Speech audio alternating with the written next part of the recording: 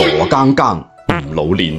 你有冇見過啲人樣睇落就幾成熟，一做起嘢呢就神神地，令人好唔放心。粵語有句歇後語，山水芋頭神神地，意思就係傻更更唔老練。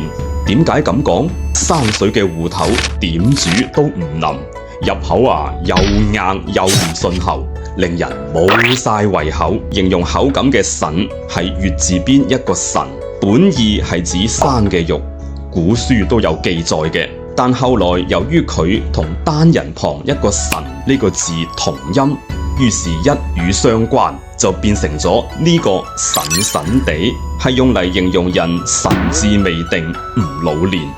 當然啦，有啲人神神地反而幾得人中意，例如濟公、憨豆先生，癲癲地、傻傻地，反而幾有人緣。不過講返現實，做人做事都要煮到腍，唔好成日山水芋頭咁。我係彪哥，講粵語文化，記得關注點讚。